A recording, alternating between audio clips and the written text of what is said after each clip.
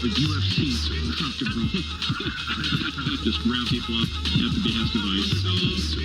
Do you see what the Eagles is doing? Talking about how we needed to remain in Jurassic Park. I mean, they have breakdowns and car shows and now they're working on our next spot. Right, Harry. But I was the first one to record Darnell. I was like, I gotta make it the next day. Hey, I'm not everybody in there. We need it. I know, Yes, indeed. You already know. We back at it. The Build and Destroy Show. Make sure you tap that thumbs up button. Give it a like and share. Tell your homies to stop through. We here every Sunday around 5 p.m. We'll give or take. You know, we got High Rise and May in the building, of course. And today, clearly on your screen, you see we do have a guest. Let High Rise do his perfected introduction. All right, y'all. Well, we're going to have we got a good fun guest that could take us way back to the twilight early days of the Tacoma hip hop scene. We have K-Do, and just to let y'all know, man, like you might be the first like non-criminal nation sort of that sort of street scene that Tacoma hip hop started with. You might have been the first MC that I saw doing it that wasn't, not saying that you're not part of that, but that wasn't part of that. That was more of like a native tongue hip hop vibe, honestly, in Tacoma. Yeah. And I don't know what year it is, but I saw you and Truss on Channel 12. Yeah. And I mean, it was so long ago. It was really, was that the 90s? I think when we did that was like early 2000s. It was a long time ago. And 2001. Yeah. 2001, so, and honestly, you know, I mean, I think you guys are all we're all around the same age. So, but that seeing y'all on there put a little motor in my backpack, thinking like, okay, like that can come from Tacoma. We can have, I was a fan of Criminal Nation and High Performance and all that. And I knew, you know, like a few just people at my school that would kick raps, but seeing you guys come at it from like a hip hop foundation, really was like, okay, like this is Tacoma. There's people out here doing it that is just homegrown basement hip hop underground cats. And that's more of what I felt attuned with, just naturally. Yeah. For instance, I'm not like a tough street guy. I knew Woe and those guys, but I didn't. Yeah. I knew they were doing something I wasn't truly a part of. Sure. So anyway, man, I want you to take us back to the beginning of how you were introduced to hip hop in Tacoma and how you started to do it, and what were your first movements and stuff. The beginning. The beginning, yeah. Well, shit. First of all, good looking out. Thanks y'all for having me on here, because, you know, I'm one of them cats where I've been around for a long time, but I haven't done a whole bunch of shit. Like it's not quantifiable physically. I don't have a whole bunch of albums out there. I haven't done, you know, a long string of shows. So I appreciate you guys even reaching out and doing this. So shout out to y'all. And yeah, shout out to May. Just side note real quick before we get into history. Me and May were supposed to do something a long time ago, bro. We never did. Right. We were emailing back and forth at one point years ago after like a show or something, and it never happened. So I think we need to make that materialize, May. But yes, sir. In any case, so the beginning is, man, to be honest with you, okay, man, let's just go back to like 1987. I moved up to Washington from LA And at the time, you know, the only thing I really knew about hip hop was like LL Cool J, Run DMC, Beastie Boys, that type of thing. Just because that's what was popping, and you know, I had an older cousin that was really into the Beastie Boys and Run DMC, and he had their tapes and shit, so he kind of put me on in that way. But my father's a musician and been in rock bands my whole life, so I was more like a little kid into that type of shit. You know what I mean? So like, I'm fucking with like Kiss as a child, like that's my favorite shit. Wow. But then I moved up to Washington in '87, and I quickly get hip to like MTV Raps and Rap City, right? And at that time, man, it was such a good time because, you know, they had to fill up an hour or a half hour with nothing but music videos. So a lot of shit would get played. And this is, you know, like I said, the late 80s. And so if I'm 7, 8 years old, I'm not really thinking about rapping at the time. I'm more interested in the motherfuckers that are dancing. Word. You know what I'm saying? And so that was my shit. And I was like, I kind of just missed the breakdancing era. I used to pop and lock and do that type of thing, you know, breaking two, Beat Street, all that shit was dope. But when I really, really got into it, it was more of just like the street dance and the shit that like Big Daddy Kane, Heavy D, and those guys were doing. And I really fucking got into that shit. I thought I was Kwame, y'all. I had the polka dots. Bro, I don't know how many pair of fucking genie pants and hammer pants and the gold toe fucking pointy patent leather shoes. Where were you copping that gear at back? Where were you copping Bro, that gear at back in the day? Back in the day, I was like going above to the like belt? No, not above the belt, but that was basically like that was like along the same line. So in the beginning, it was the Squire shop. I don't know if you guys remember that. The Squire shop, they had that in the mall at SeaTac, and they're the ones that had all the international news. I don't know if you remember international news, but everybody had them sweatshirts back in the day. If you had international news, you were the shit. And so it was the Squire shop, and then the Squire shop I think turned into Mr. Rags, and Mr. Rags had the gear, and then there was like a higher end spot in South Center Mall that was called Oak Tree. And that was where like you could get real fucking swaggy. Like they had the nice shit, like the silky fucking genie pants and shit like that. So I was going in that direction. And this is crazy when I think about it because that shit was like 4th grade. And nowadays when I look at 4th graders, I'm like, y'all motherfuckers are like little kids, bro. Like I thought I was the shit in 4th grade, right? So I'm learning all the moves, and I used to just watch these videos and do all these routines. And my older brother, Jeed, shout out to Jeed, he was into dancing too. So what we would do is just me and him in a room and shit, just make dance routines. We would copy dance routines, and then we would put on tapes and shit and just make dance routines to a whole song. Like I'm talking about a routine that was like 3-4 minutes long. And we would just do it for ourselves for fun. You know what I mean? And my brother was a couple years older than me. So if I'm in 4th grade, he's in like 7th grade. He used to sneak me into his dances just to get loose. I'm talking about like, I'm like 4th, 5th grade, clearing the circle. And motherfuckers are like, who is this kid? He don't even go to our school, right? And just to dance. So that was really how I got into hip hop. I was more on the movement side of it. And how I got into the rapping shit is so long story short, we're dancing. I lived in Des Moines, Washington at the time, and this is a big apartment complex. I'm living with my pops, and somehow, some way, some kid seeing my brother dancing, tell this other kid named Maurice, and Maurice finds out where we live, and he comes to our apartment and knocks on the door. Like old school shit, you know what I mean? And we go to the door, and this motherfucker literally stands at the door and is like, "Yo, what's up? I heard y'all can dance."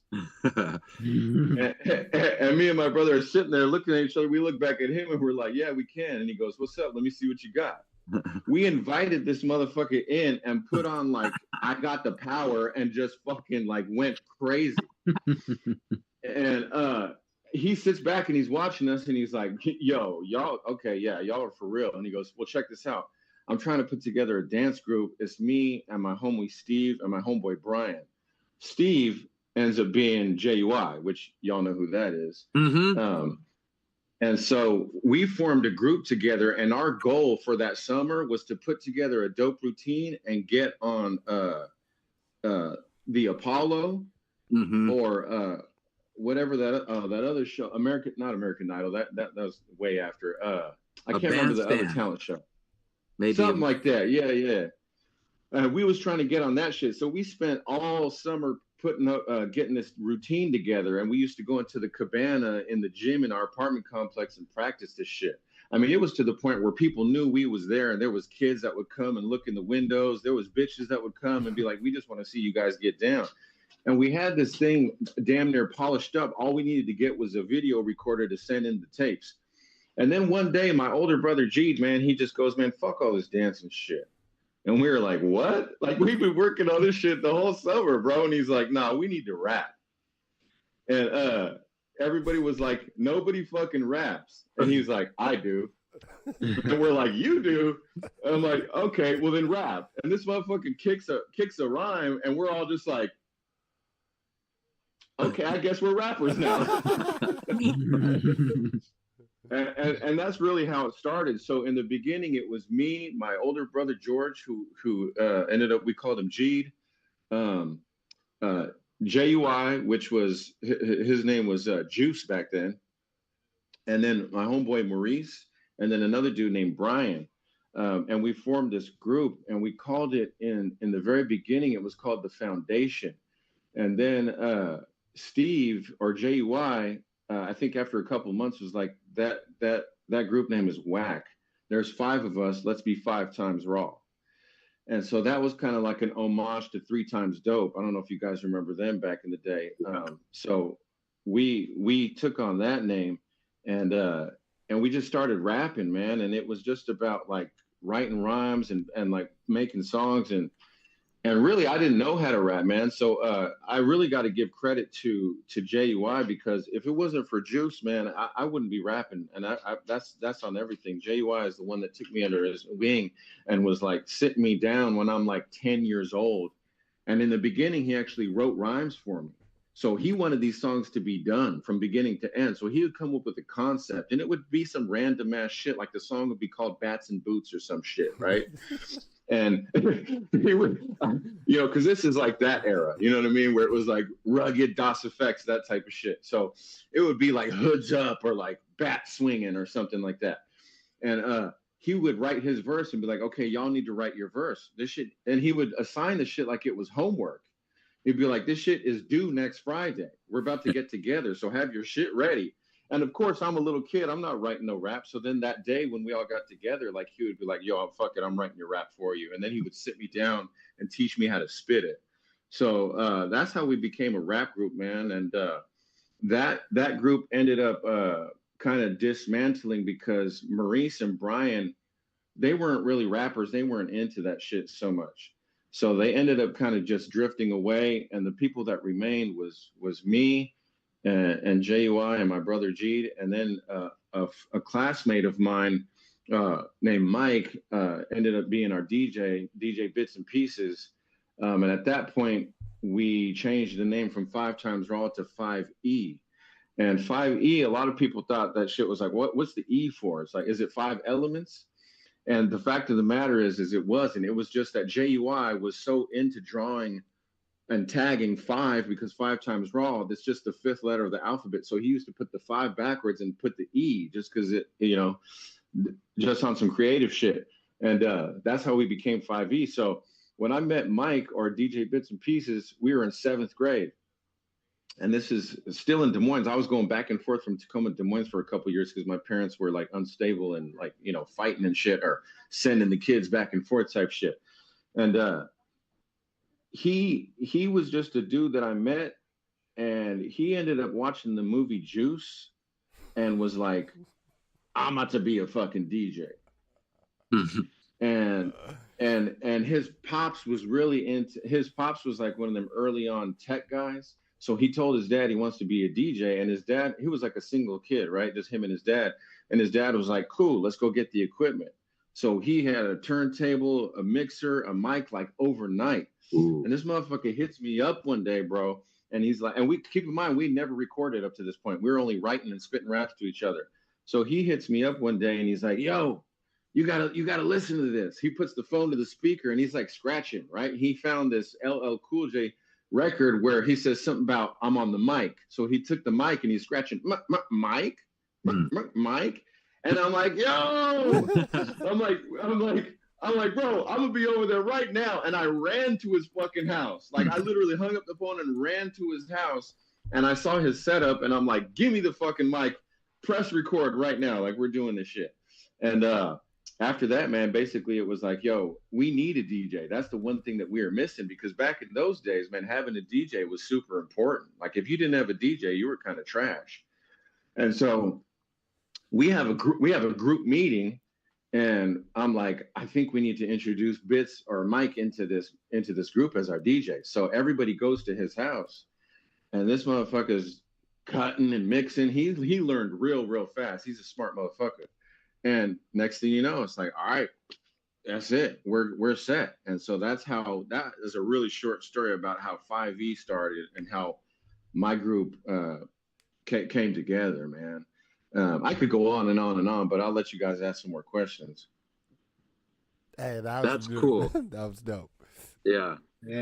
I like that because it illustrates that, like, that is how some shit started back in the day. Is like a kid would see something in a movie and be inspired, and that was it. They'll figure out how to do it off that one scene in a 2-hour movie. No tutorial, just rewinding the same scene over again. What is the name of that? What's that mixer right there? Okay. Yeah. And that's how it was, man. And just to kind of bring it a little bit more forward about like how I ended up getting together with Trust and stuff is like Bits, DJ Bits and Pieces, man. I got to give him a credit because he was always a little bit more forward thinking, right? So as the years progress and we start doing all these things, we start doing shows, we record like a demo and just kind of really being in the scene in the 90s, the mid 90s, the early 90s, going out to shows. We would always go to Seattle. I lived in Tacoma. I would take the bus up to, shout out to the 500 going up to Federal Way. I know y'all used to get on that every now and again. And then we would get on this 174 from the SeaTac Mall and take that shit up Pacific Highway and go to Des Moines where Bits was still living. And that was kind of the back and forth trek for my whole young life. And but we would take that 174 and keep going to Seattle and just go watch all the fucking shows, man. I mean, when we were kids, it was about watching, Source of Labor, Tribal Productions, Jason Black, or Jason the Fourth Party, it was back in the day. Blind Counsel, you know what I mean? Like anybody and everybody who had a show, we was up there. And so anyway, Bits was the one that was down to do more of the networking. I was more of kind of like, I just like to watch and observe and love this shit from a distance, but he would go and talk to people. So he ends up making this connection with I don't know if you guys remember Mary. Mary was like this Muslim chick. I don't know if she was Asian or what she was, but she used to work at that record store over there on South Tacoma Way. What was it called? Penny Lane? Yeah. Yeah, she used to work over there. And Bits meets her, and through her, he gets introduced to this dude named On Q. Well, On Q was in a group with Trust. I think he told you guys part of that story when he was on the interview. So On Q meets Bits, and they hit it off because at the time, On Q was living in Des Moines. And so he goes over to Bits' house, sees all the equipment, the recording equipment and all that. And he's like, yo, I got to bring my peeps over here. So one day I'm going to Bits' house. And when I get there, he's in a recording session with 3 motherfuckers. And I'm like, who the fuck are these cats? Right. but who it ends up being is the homie On Q, Trust One, and Dre. Who's from Tacoma. I don't know if you guys know who that is, but like he's got his own podcast and shit. I can't remember what the shit is called. I think it's called he's gonna fucking slap me next time he sees me because I can't remember the name of his podcast. But they were in a group together, and I think they were called DPS, Dead Poets Society. And so I get there and these motherfuckers are recording and I'm kind of hating. I'm like, bro, you ain't never told nobody about these cats. But then I'm sitting back just listening, and I got there just in time for everybody to do their verse. And so the homeboy Dre goes up and spits first, and I'm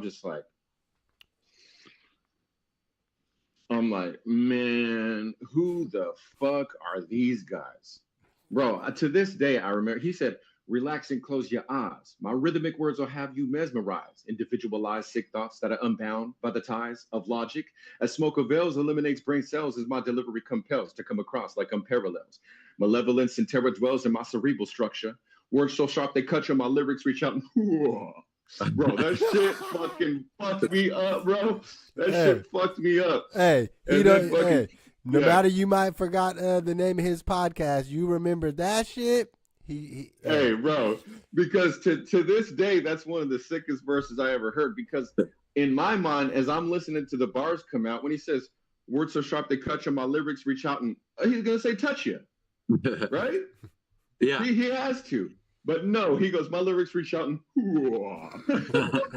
and I was like, yo, these motherfuckers are nice. So they cut the song and then they dip, right? And I'm like, Bitch, what the fuck is this, man? He's like, yeah, these are these cats from Tacoma, man. This is my homeboy on cue and shit. He brought them through. And he was like, I think we all need to be a crew together. And I'm like, okay, this is some new shit because we usually just stick to ourselves, right? And at that time, JUI, he was living in Renton, and he hooked up with some cats from the Renton area, Seattle area, called Down Since Day One.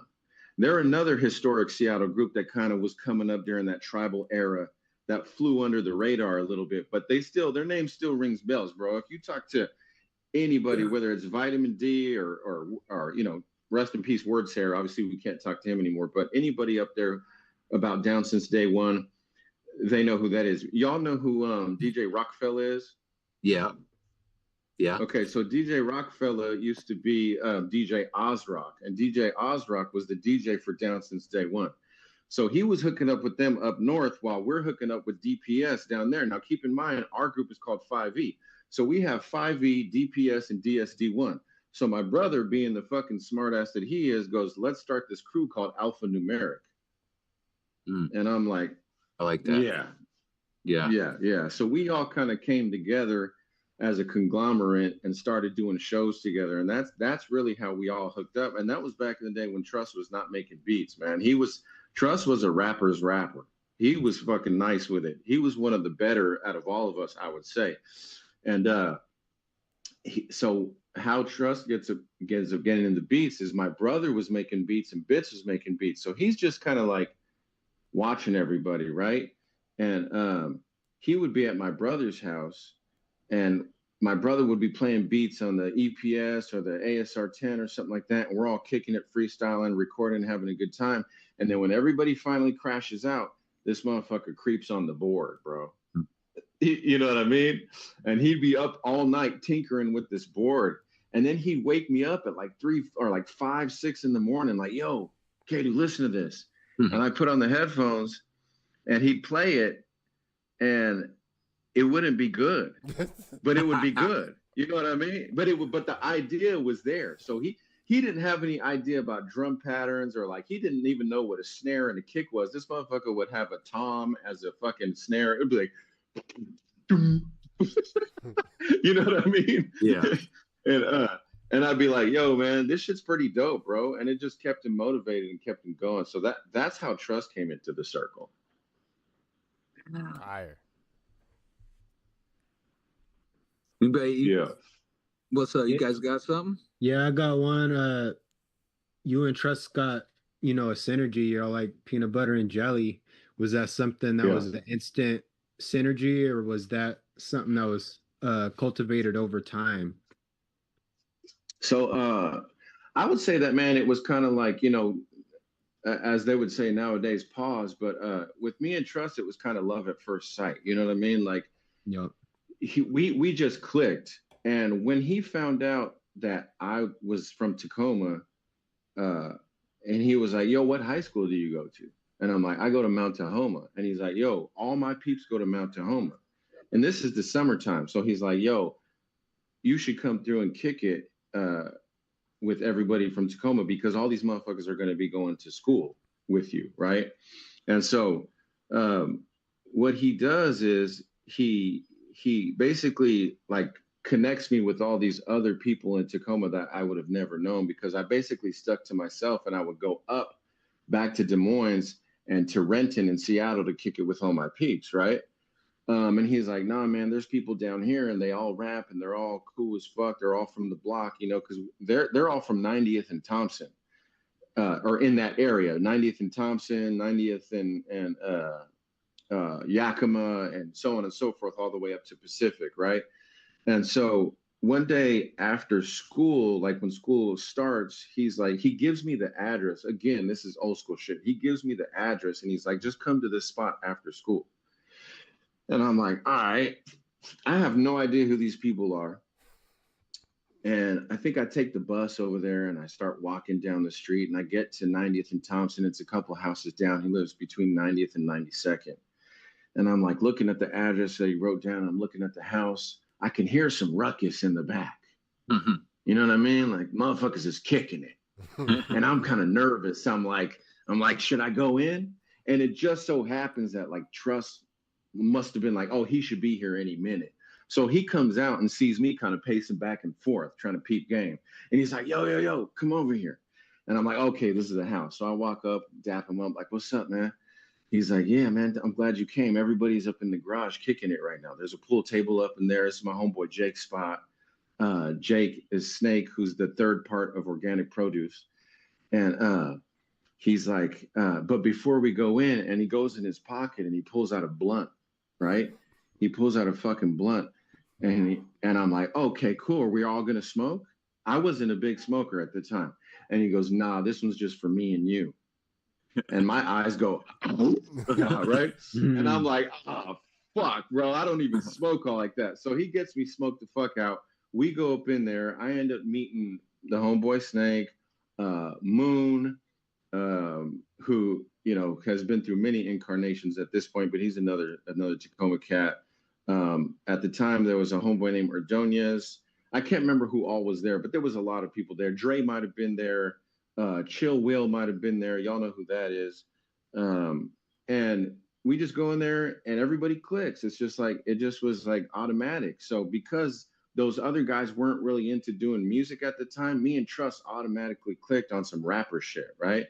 So we would just freestyle and go back and forth. And then shortly after that, like 5E kind of started to disband, because I was spending a lot of time in Tacoma. I kind of stopped going up to Des Moines and Seattle at that time because I finally found some hip hop heads in Tacoma, right?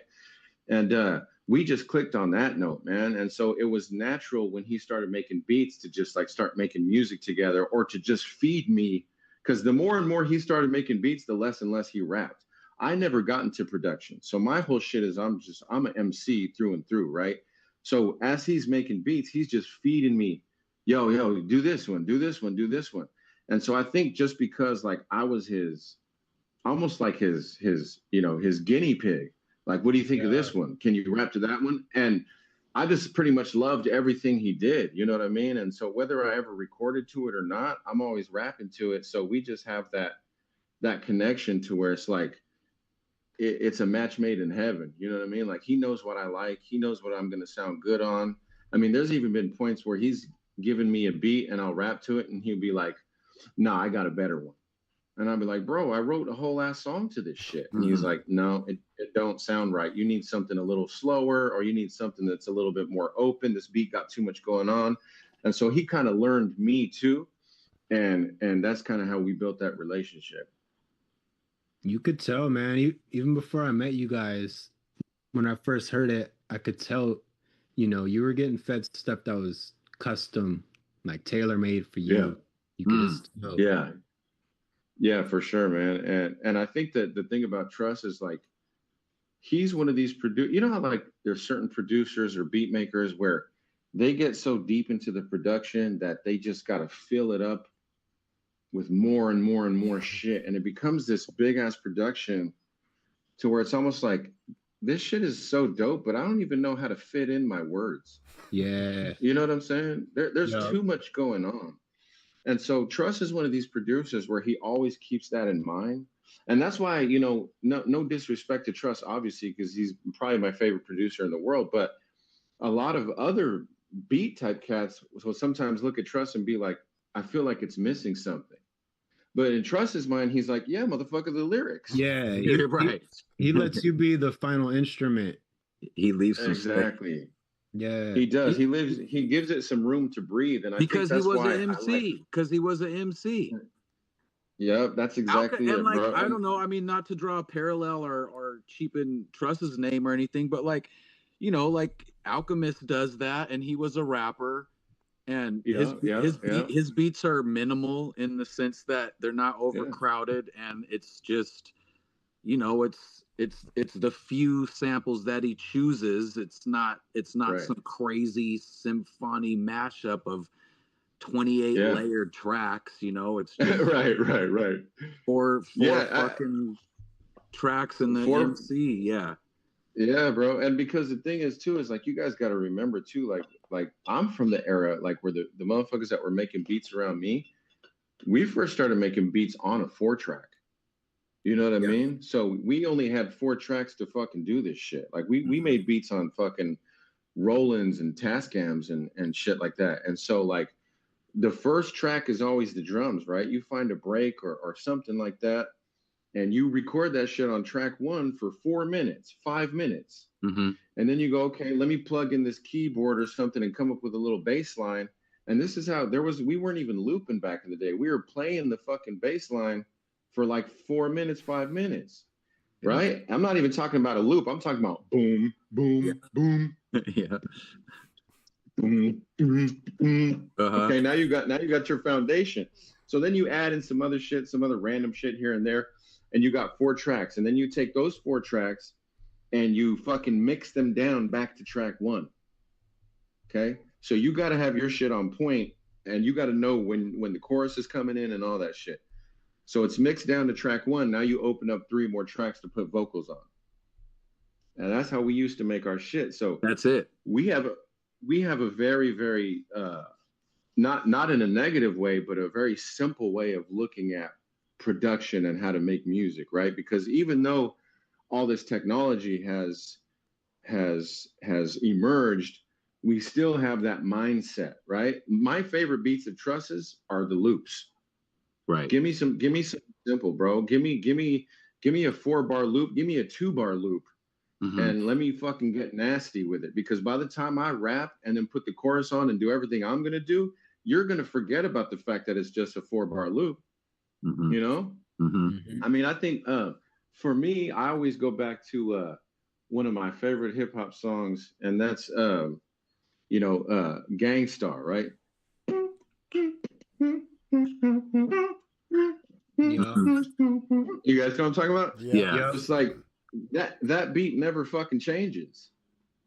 Mine's blowing like brass with the massive pill. Mm-hmm.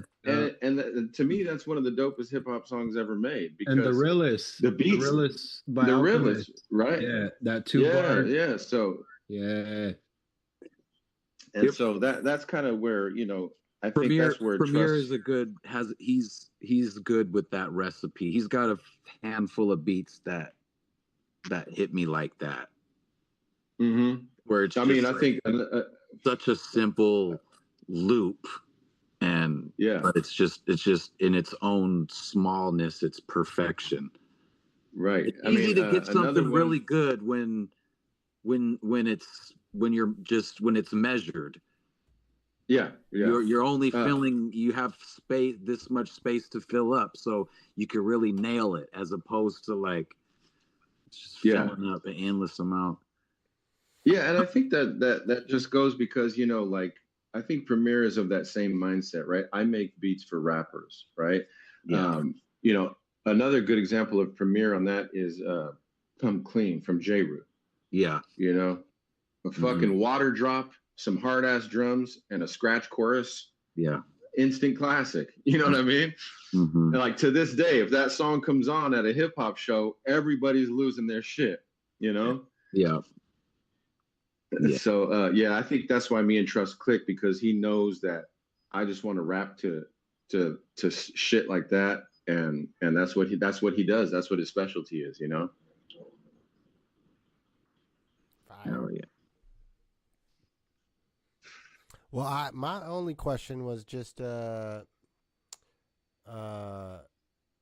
was things that kind of developed your subject matter. It seemed when I did my review of some of your music available, you had a definite introspective type of I think approach. Yeah. I'm just wondering if you could share some of the hardships maybe that maybe color out your artistry. Yeah, so man, it's kind of interesting that you say that, and I'm happy that you say that, because that, as a more matured artist, that's definitely the direction it's came. So back in the day, like what Josh was talking about, like seeing us on TV during that era, I was just a rapidy rap. I just blah, blah, blah, blah, just I just want to say a gang of words. I just want to be the freshest motherfucker out. I want to rap for the sake of rapping. That's what I want to do. I'm not saying anything specific. I like wordplay, and I like to talk big old shit and tell you how you suck and I'm the best fucking rapper to ever live, right? And so I did that for a long time, man. And I think what happened is at some point, you grow up and you go, I don't know who I'm talking about anymore. Does that make sense? Yeah, like for sure. Like the infamous they, right? They suck, you suck. Yeah, they're haters. Whatever it is, you kind of that shit just kind of falls to the wayside as you grow up. And I would say probably around 30 years old. I'm 45 now, right? So at 30 years old, I just kind of lost the passion to talk about the infamous they.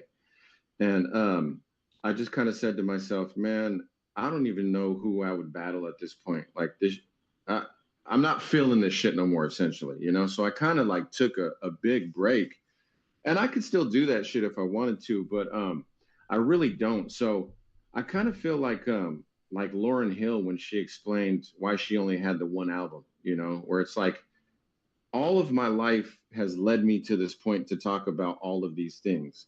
And now that I got it all out, I don't talk anymore unless shit happens that leads me there. So I'm not sure like what music you guys kind of previewed before doing this interview, but one of the albums that I put out within the last couple of years is called Look Mom, I Made It, Tell Dad Too. And it's only like 5 tracks on there. But that was an album that I made when I first moved to Oklahoma. Okay, so I moved to Oklahoma in 2020. Like I think I got here in August of 2020. I think I start recording that shit like at the end of 2001, and then I drop it in sometime in 2002, right? And what I did was, as I said, you know what? For the first time in my life, I'm going to do some shit on my own, other than Trust giving me the beats, obviously. But I'm not going to record this shit, send it to somebody back home, have them mix it down or do anything like that. I'm going to find a real studio. And I'm not talking about, I wanted a studio. I don't want someone's apartment. I want a professional fucking studio with a mixing board and a fucking booth and some random ass white dude that doesn't know shit about me. You know what I mean? Yeah. And so I found this dude close by, and I ended up hitting it off with him, man. And he was just like, yo, I do all types of shit. So why don't you just send me like some sample tracks and let's just talk about it, So I ended up doing that. But I named that album Look Mom, I Made It, Tell Dad Too, because it was for like the first time in my life where like I felt like I had put my heart and soul on a track where I'm talking about some real life shit. And I just really haven't turned away from that yet. You know what I mean? Like I kind of just because I don't write anymore. Like I think on Callie Reed's interview, you guys were asking him like how he writes, and he actually said something that resonated with me. where he says he does a lot of his writing in his car. And I was like, bro, I've never met anybody like that, but that's exactly what I do. Like I got infinite trust beats in my phone, right? And so when I drive anywhere, that's what I'm listening to. So I'm just like, you know, bumping, vibing. And if one hits me, then it's like I start writing in my mind, right? Or I'll pull out the phone. Don't text and drive, kids. But I pull out the phone and like I'll just write it a line at a time or like 2 lines at a time. And then I'll just kind of keep adding to it. And there's times where it might take me 3 months to write some shit because I don't add to it unless I'm back in the car listening to that beat again. Yeah. So that's kind of what I did with that project. And it was just like a whole amalgamation of like me growing up and getting to this point where I just feel like, man, I actually did something, man. I came out here, I took a chance. I bought a house out here. I did all this shit on my own. I picked up and moved away from home. And I just really felt like I made something. And so those are the type of things that motivate me to write now. You know what I mean? Like the last couple of songs that I've written and recorded have been about just life events, man. Like I wrote a song that I haven't released yet, like 2 years ago about my daughter growing up and moving out the house, which brings me to a side point. I'm mad at Andre 3000 because this motherfucker was like, what do you want me to rap about? Getting a colonoscopy? And it's like, bro, you know damn well you got some life experiences that you could talk about, right? Yeah. Or maybe Homeboy Sandman will rap about getting a colonoscopy, I bet. Like, I'm just saying, for like, sure. Yeah. If you're a rapper, then do rap about getting a colonoscopy, right, exactly, bro. Because the thing is the thing that a lot of these older guys don't realize is that you don't need to, you've had the same fans your whole life, right? So we're also growing old with you. We don't need you to talk about doing all that young shit. Talk about the older shit, because that's what we're going through too. But anyway, I'll digress on that shit. But to answer Wicked's question, man, it's really about life events and what happens that motivates what I write about now. You know what I mean? It's very rare that I rap just get influenced because a beat's so dope that it makes me start thinking of like, like punchlines and things like that. Every now and again I do, but mostly what I write about is just like what happens to me in my life. A lot of stress, man, a lot of stress. You know, you would think that, I don't know. I think, well, I know, Rise, I know you got kids. I don't know if May, I think you got kids too. Do y'all got kids? Yes. Oh, yep.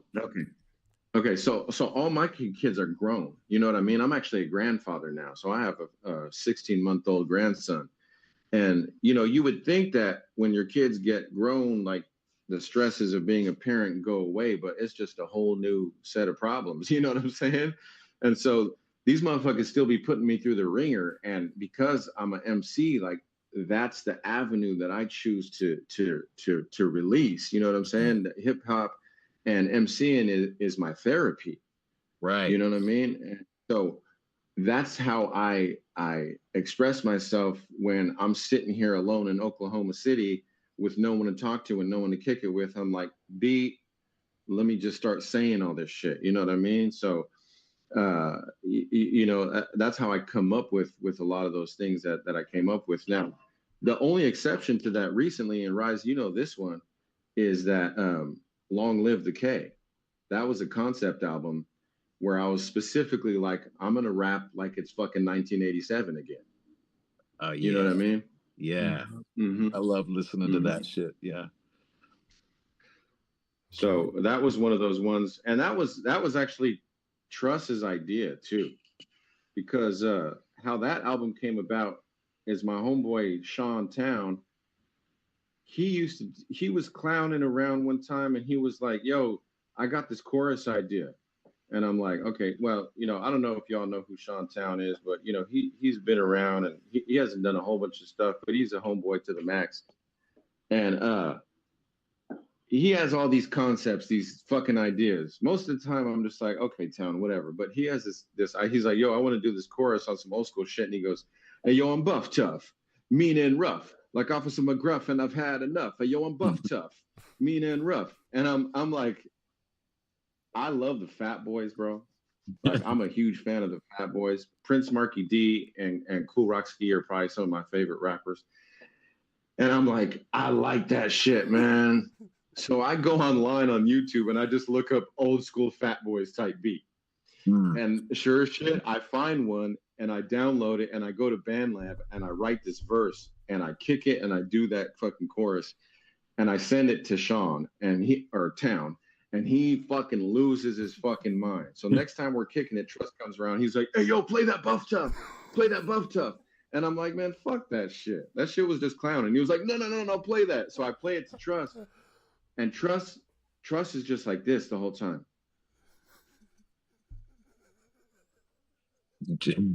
He's like, "What?" He's like, run that back. And he's like, he made us row. And then finally he like starts laughing his ass off. And he's like, "Man, that shit is fucking dope as fuck." He was like, "Yo, let's do a project like that." And I'm like, "Nah, bro." And he's like, "Nah, we're going to do that shit." And so Trust being Trust. Oh, got him froze. They got him froze right at the good part.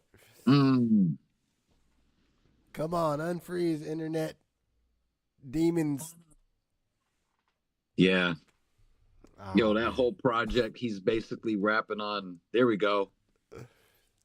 Are we back? Yeah, you're back. Froze for a second. Yeah. Okay. So Trust goes back, and like within the time span of like 7 to fucking 15 business days, he then sends me like fucking 15 bangers of all of this shit that sounds like it could have been Kid and Play, Kwame, Master Ace, Rakim, Big Daddy Kane, and it just sends me into a fucking frenzy.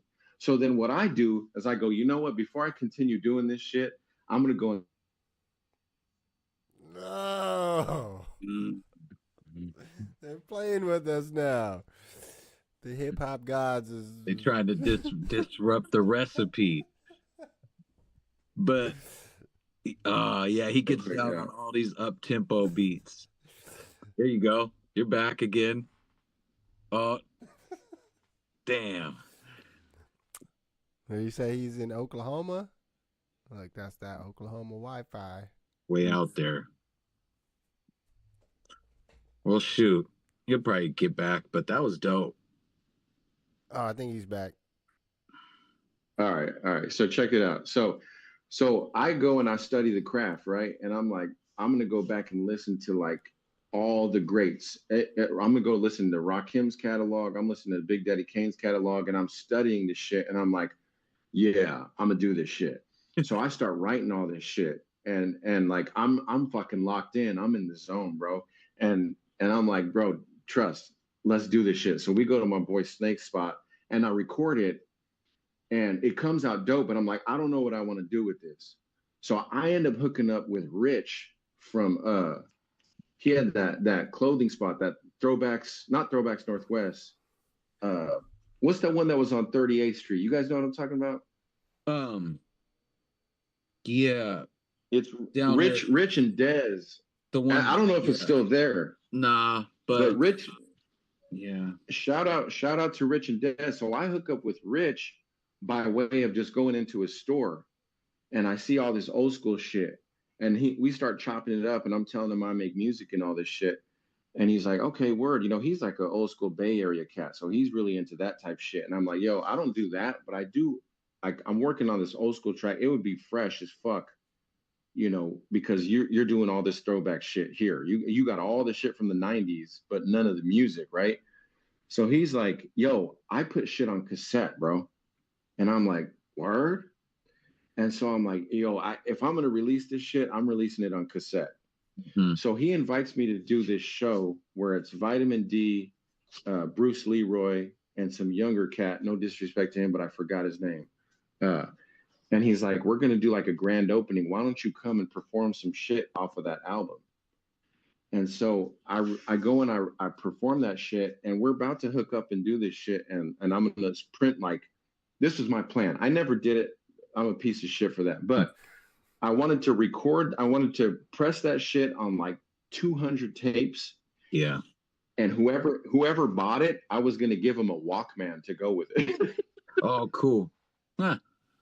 But anyway, life goes on, and I never did that shit. So I was just sitting on that project for years, man. I mean, like probably 5 years or something like that. And I just got a wild hair at my ass, and I hit my homeboy Snake up, and I was like, man, will you send me those masters? And he goes, yeah, what are you going to do? And I'm like, man, I think I'm just going to put it out online. Fuck it. It is what it is at this point. You know what I mean? And so I did, with no promotion, no say so. I just fucking bam, here it is. Whoever hears it, it's there. If not, whatever, Mm-hmm. Yeah. I feel like, But actually, Rise, low key, you were the only person I sent it to. I loved it.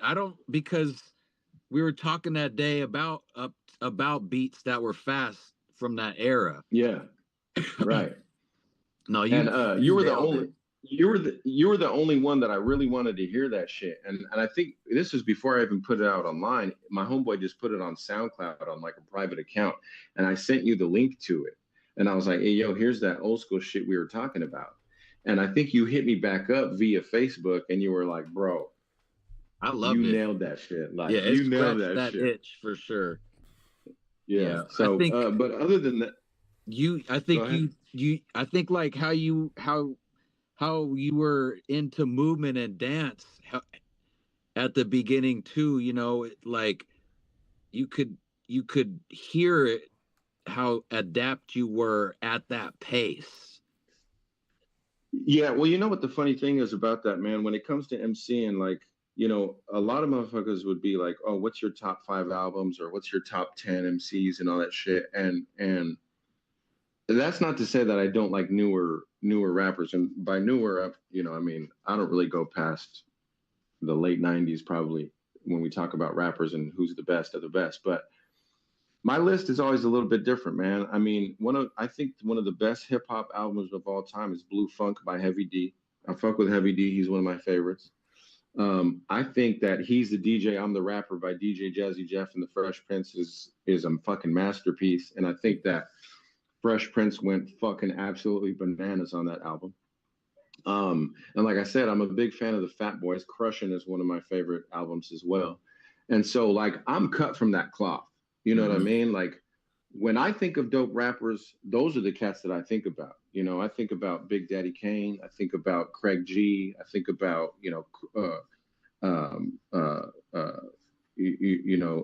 Cool G Rap. I think about KRS-One. I think about Master Ace. I think Master Ace to this day is probably one of my favorite MCs and has the best body of work in hip hop ever. And doesn't get talked about enough. But that's kind of where I'm at. To Wicked's question about how I started talking about more introspective stuff is at one point, man, I started listening to a lot of, like, for lack of better terms, I guess, like indie music or folk music and shit like that. And I'm just listening to the lyrical content of these motherfuckers talking about their lives and all this shit that's happening. And it made me go back to, and it's kind of funny because this song just resurfaced because that country dude redid it, but Fast Car from Tracy Chapman. And I'm like, bro, that story and what she's talking about is hands down one of the dopest songs ever written. Yeah. And I need to make a Fast Car. Like, I've been through enough shit in my life where I should be able to write the hip hop version of Fast Car. And I felt like on that album, Look Mom, I Made It, Tell Dad Too, that I accomplished that shit. I really spoke about some real shit and talked about my life in a way where it's like people can relate to it, even though I'm telling my specific story. That was like, I always tell people that if you want to know who I am, go back and listen to that album because that's my magnum opus. You know what I mean? Nope. Yeah, that's a good way to good thing to promote too.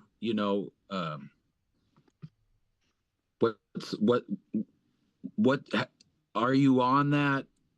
Is that under KDUE? Yeah, man. So everything that I have online in terms of like streaming platforms, I got some other random shit like on SoundCloud and BandLab or Bandcamp, but everything that's just specifically me is YouTube Music or Apple or any major streaming platform under just K-DUE. The funny thing about that name is when I first fucking put that album out, that was when I first set up my DistroKid.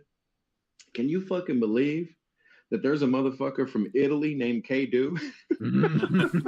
I can, because there's always somebody with the same name. You know what I mean, bro? Was he rapping too though?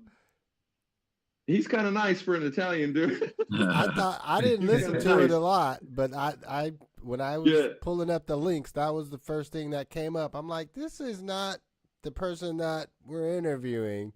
So I just, took a little bit, couple extra scrolls to get to you. But I did find the albums that you're referring to. So I had to. I'll drop the links in here. I had to like.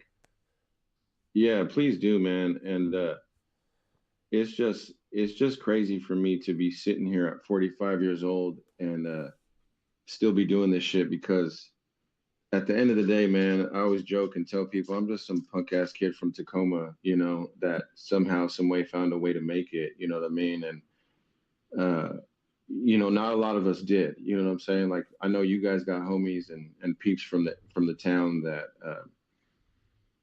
probably aren't with us anymore, or are just down and out, you know what I'm saying, or in jail, or it just, life really took a hold of them. And I think that any of us coming from that area could have fell victim to that, man. So I'm always like really thankful and feel really blessed to still be here. And that's why I'm really happy that, Rise, that you reached out to me, man. And that, when I saw Trust's interview, I was like, man, this is fucking dope, bro, because I feel like Trust is like that unsung hero. You know what I mean? Like, he's been doing this shit for so long and been putting out. I mean, if you look at his catalog online alone, don't he got like 27 instrumental albums or some crazy shit? It's a lifetime. It's a lifetime worth of music to listen to. Honestly, if you could listen to a new Trust One song while you clean your house, probably for the rest of your life. Yeah. And the crazy thing about it, and shout out to Trust, man, but that's not even scratching the surface, bro. I bet. Like, I want you guys to understand something about Trust, and I'm gonna talk about him for a minute, because Trust is my older brother, man, and he did so much for me in terms of like helping me get out of my shell and helping me become like more of a man at a young age. He taught me how to be a stand-up dude. He taught me how to represent myself well, because I was always very, very timid, right? Trust is the one that put the battery in my back and was like, no, bro, you're that dude. You're the motherfucker, bro. Like, you're the nicest one out of all of us. Go out there and fucking flex on these cats, right? And, but, I mean, just like, I was just telling my wife this the other day, like, Trust is the one that told me that when we go somewhere and we go to a party or we go to kick it and there's other motherfuckers that are there, you walk in there with your head held high and you give dap to everybody. And when you leave, you give dap to everybody and you make your fucking presence known on some love shit, right?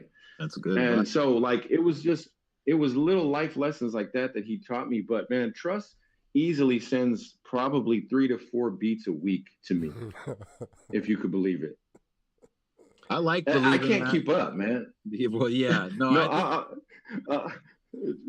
It's just crazy. Just part of the universe. It's just like a physical law, like physics. Like, Trust One exists, and therefore he's making beats. Therefore, he's sending them to the closest MC that he knows. Yeah. That's you. That's his friend. Right. You're the closest planet to his planet of beat, and he's sending them out. Right. And I'm happy that I just live in a universe where that is occurring. Yeah. You know what? I never thought about it like photosynthesis. that. It's just the law of gravity. Well, one time I asked Trust, I go, bro, do you even eat? And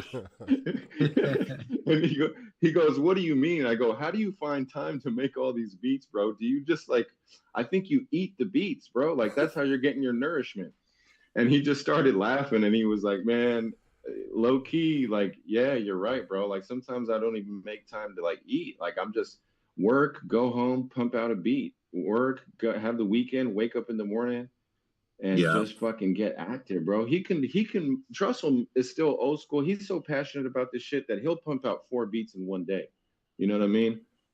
Yeah. In my mind, people like Trust are just eating cereal at the board and their computer. Right. Just fucking Yeah, just cereals over here. They do too. They pick up some cereal, they eat some cereal, and then yeah.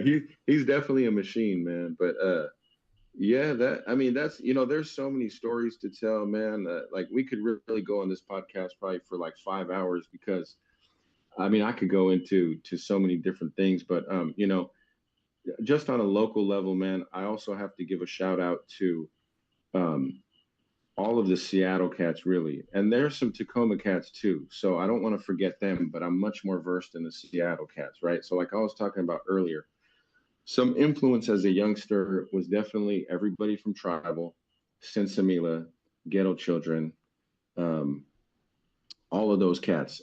Native Son, who was down with DSD1 but started with Tribal. Source of Labor for sure. Wordsayer was never my favorite MC, but I fucked with Source of Labor heavy. DJ Kamikaze is one of the illest DJs to ever fucking exist. I don't know if you guys ever had a chance to go up to Seattle in those days and kind of peep what they were doing in their movement.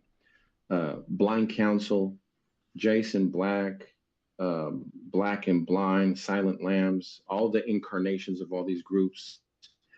Six in the Clip, bro, down since day one. Like these are the people that I was a child, really, 13 years old, 12, 13, 14, going up and just fucking watching them do the most amazing shit, man. And you know what doesn't get talked about enough, if you guys don't mind me saying, is that like the Northwest did have a sound at one point. And I would say that it really doesn't right now, but at the time, to me, it was like, and I'm going to say this with all due respect, but it was like a coffee shop rap vibe, very mellow, very like incense on stage burning, dim lights, Nag Champa, Egyptian musk, man, just fucking beautiful spiritual shit that was happening on stage. And I'm just like, imagine being 13, 14, and just like taking the bus to go up and watch these motherfuckers do shit like that. Like I was just like, man, I want to burn incense on stage, you know what I'm saying? Like I want to do this shit. And I ended up doing that shit too. Now we didn't make the type of music that they made because we were so heavily influenced by like East Coast boom bap shit. Like we really wanted to sound a little bit more rugged and shit like that. But I remember when I had my chance and it was my show, you best believe I bought some fucking Nag Champa on there. Yeah. No, that was definitely Seattle. That's definitely, yeah. It was like a neo soul rap type of thing. Yeah, man. It was a beautiful thing. And you're right though, Riseberg. So let me not act like it was all of that, because there was also that street side to it where there was motherfuckers that were real nice doing that shit too. I just so happened to not fit into that. And so what happened is like we would get shows and motherfuckers wouldn't fuck with us because we're doing shows right next to cats that are like right. And then we get on stage and it's like, and I'm like, yo, I'll take the microphone and all this shit. And they're like, where's the fucking Cadillacs and Vogues, bro? And I'm like, no, that's not over here. You know what I mean? It's not like that. And so I didn't get a lot of love, or we didn't get a lot of love when we did shows in Tacoma. We got a lot more love when we did shows in Seattle. But it was still an amazing era to be a part of, you know what I mean? And I feel in hindsight, as a 45-year-old man, I feel so fucking blessed to have been a part of that shit, man. I really do. I feel like I was a part of hip hop history here in the Northwest for sure. Yes, yeah. Absolutely. And that's why we have you on, and people of your ilk, because y'all do have stories, but they're really about communities. Because, like when we ask people how they started and stuff, it's really a story of who they met and how they met them and what they do together as a group, that is what a community is. That's what a community is. Like, in the steps, it's a person meets another person, they do the same shit, they do it together, something happens. That's a community, and it's movement and action. And that's how we started. That's how hip hop started back in the day. It was a crew. There wasn't really one person that just did it all. Nowadays you can do that, but yeah, back in the days it was a crew. You were part of a crew, and there was somebody that did the art, and there was somebody that made beats, and there was somebody that DJ'd, and there was somebody that MC'd, and there was somebody that danced. Yeah. And you went, and exactly. your crew was your friends. And maybe you knew the person in your crew wasn't truly the best dancer in Tacoma, but that's who you had. And that's who you threw out there when you met another crew. Well, you got to dance against this guy in this crew. We have a DJ. Sure, maybe man. he's not as good as that DJ, but we're battling it's those people meeting these people, and these are good stories, and to me they're more interesting than, not to take away from people nowadays, who can just, nowadays you can get on it's people, they learn how to do a little music thing on their computer or phone, and they upload it, and if it gets big, that's how they got on. Not really much of a story, it's really not much of a story there. So and I think, man, even to build onto that too, Rise, is like, that story goes into y'all too. You know what I mean? Like, I met y'all by going to hip hop shows in Tacoma. You know what I'm saying? And like, I can't remember the first time that I ever met you or saw you, but I'm pretty sure you were doing some spoken word shit. Yeah. And I was like, yo, you had hair back then, bro. You had a curl back then. And I was like, bro, and at that time I was really into that spoken word, that type of shit, right? And I was like, yo, this motherfucker is really nice with this shit. You know what I'm saying? And time just evolved, and what really piqued my interest with you is the company that you kept. And I was like, I like how this motherfucker is like that dude amongst these more edgy street cats, and they fuck with him and he fucks with them. Because what it reminded me of was like a hieroglyphic type thing, where you can have Del, the Funky Homo Sapien, and Casual in the same crew, right? And they could equally coexist. They could equally coexist, right? And so I took a liking to you in that regard, and I think through you, I ended up fucking hearing AWOL, bro. And AWOL, shout out to AWOL, because AWOL is my favorite rapper out of Tacoma, hands down. I love AWOL, bro. I love AWOL with all my fucking heart and soul. He knows it, and that's no mystery. Anybody that's ever asked me who's the dopest out of Tacoma, I go, that's no question. It's AWOL. He's nice. He's fucking nice and smooth, bro. Every show that I've ever been to and seen AWOL, he tears it down. He's a performer. He does fucking unique shit that no one does every single fucking time. One of my favorite, if you guys don't mind me sharing, one of my favorite stories or shows that he did was when, you remember when Hell's Kitchen moved from 6th Avenue down to Pacific? Yeah. Okay, so when it first opened up on Pacific, there was this shit called the Grit City Music Festival. Do you guys remember that? I think QDOT So it was that. there. Yeah, and this is when I just moved back to Tacoma from Seattle, so I'm trying to get reacquainted with the Seattle or with the Tacoma scene.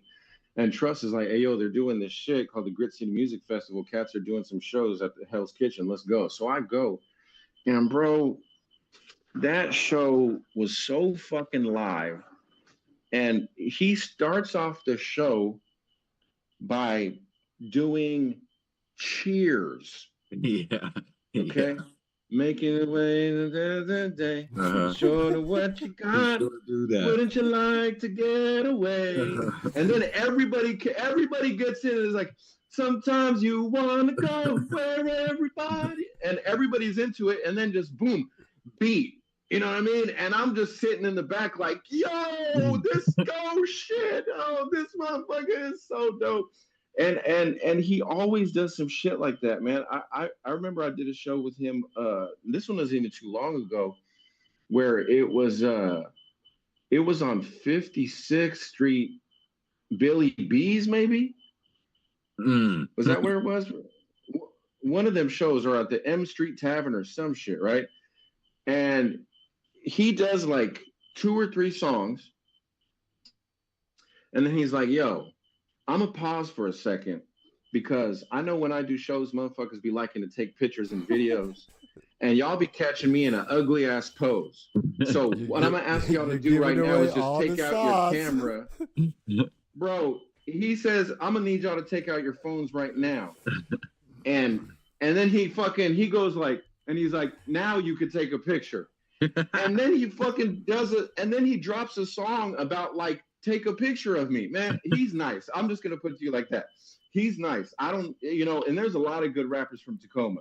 Shout out to Callie Reed. Shout out to Bruce Leroy. Shout out to fucking, I'll Fight You, and anybody and everybody. But I've never seen anything like AWOL. I love AWOL. I just wanted to share that. No, that's dope. For sure. He's a showman. I'm gonna get absolutely. We're all getting a violation for letting you give away those secret sauces and just let you go on, because we've seen it. We've performed with him numerous times, so we know what he's doing. And for sure. We're gonna get in trouble for not putting the brakes on you, just giving away. No, listen, man. There was a show that he did, and I won't tell you what he did, but it was a show that he did in Olympia, and I'm hollering at him, and he's like, yo, I got some beats from, it was some producer in Seattle. I can't remember who it was. And he's like, I've been sitting on these beats for a minute, and I can't think of anybody else that I want to fucking be on these beats but you. And he was talking to me. And I'm like, bro, yeah, fuck yeah, let's do that shit. And it just never happened. You know what I mean? And that's no fault to myself or to him. It just never materialized. But I hope it does one day. I really hope that we can get together, because I would love to do either a project, a little EP with him, or at least a song. You know what I mean? Well, look, we're going to make it happen at this point. This is the Build and Destroy show, where we make dreams happen, folks. Yeah. Bring us together, man. And you know what the funniest thing is? Like, I feel like I had to get to this age, and I had to leave Tacoma to get to the point where, like, I'm for real now. Like, if I'm going to do some shit now, I'm really going to do it. I don't know what it is about leaving the hometown, but it somehow, some way it motivates you. I think maybe when you're in close proximity to each other, you kind of feel like you have endless time. Like, true. Oh, we'll do it. We'll do it. Not tripping. We'll do it. But now that I'm away from everybody, I'm like, let's do that shit now. You know what I'm saying? Yeah. That I feel that. Well, look, we could probably continue on. Yeah, we'll circle back. We'll have. I want to have him back on with again, because I know every time we have you on, you can go in depth and give us another round of good stories and stuff. I want to have them on with Trust at the same time, and have them. They can spark each other's memories about different stuff. Yeah, for sure. JUI, there's not enough time in the world, man. Man, I would love to get JUI. I haven't talked to JUI in at least 5 years, and that would be an amazing story. And I before we go, man, because I'm giving shout outs, I do have to shout out, because I told you who's my favorite rapper in Tacoma. My favorite rapper, producer artist of all time out of Seattle is Specs Wizard. I don't know if you guys, I know you guys know who he is. Oh yeah, bro. Specs is, if I could do a project with Specs, that would be to me like doing a project with Rakim. You know what I mean? He's easily, and I got stories about him too, being a young kid going out and watching like Crew Clockwise and True Believers Crew, bro. Like, golly, just I can't even. It's hard for me to really like put it into words to describe the feeling of being this child going to watch this fucking human being do this incredible shit. But man, if anybody is listening and doesn't know who Specs One is, or Specs Wizard, I should say, please go fuck with him. You know, graffiti artist, graphic artist, producer, and MC extraordinaire. He's got comic. He's got a whole comic. I honestly don't think, like, you can't really understate him. There really is no, Seattle hip hop does not look like what it does without him. I'm not, it exists, but yeah, he's one of my cornerstone. He's a cornerstone for sure. Absolutely.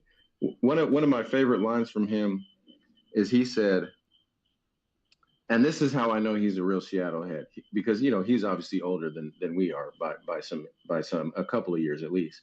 But he said, I remember when First Avenue smelled like Afro Sheen. And I just I love that line. You know what I mean? Like, I'm just like, bro, you're really from the soil.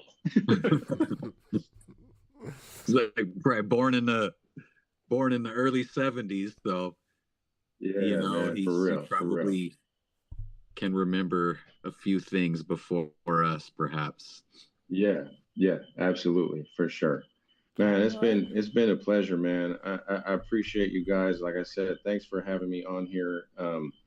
Like I said, anything I have streaming, man, just you know, I think the easiest thing to do is just go to YouTube and type in K-DUE, and you'll find my music page on there. I think I got, you know, I'd be remiss to not shout out my homeboy Snake, because the last two projects that I put out were with him, and so those were collaboration. You know, I love my homeboy Snake, but he's the type of motherfucker that wants to save $1. So he's like, hey, you already have the fucking the distro kit, just put it out under your shit. He's like, why make a new one? So our little conglomerate, our group together is called Fern Hill, but there's nothing out there that's Fern Hill other than that's on Bandcamp. So if you want to find our projects, we have one called Velarde and Castellano, which is our government names, and that's a concept album where we did some mafia type shit. And then we did one called Born Kings recently, where we decided to go outside of Trust's production. Okay. Mm-hmm. And we found this kid. Do you guys know who Stu Bangas is? The producer Stu Bangas? Yeah. Okay. So Stu Bangas is a dope ass producer. Well, his son is named Young Bangas. And he's like 13 years old or some shit. And he promotes his son's beats. And he got beats for sale, right? So I'm like, bro, this little kid's beats are nasty. So the last two projects that we did was all this little kid's beats, man. If you guys haven't went and listened to those projects, like I said, one is called Velarde and Castellano, and the other one is called Born Kings. And those two projects are amazing.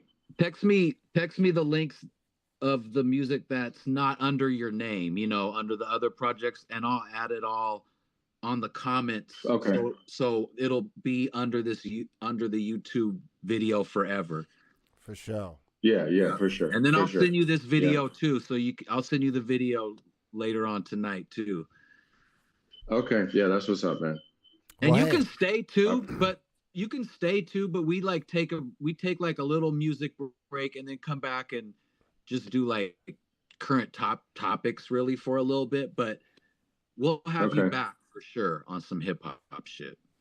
100%. Man, anytime I would love to get on and just chop it over with you guys, because I like last time when you guys were interviewing Trust, I think May, you know, I'm kind of a chatterbox, so I got a lot of shit to say, but May was asking some really good questions about like the temperature of hip hop nowadays and where it's going, and kind of like how we're seeing this renaissance of like MCs and quality music coming back.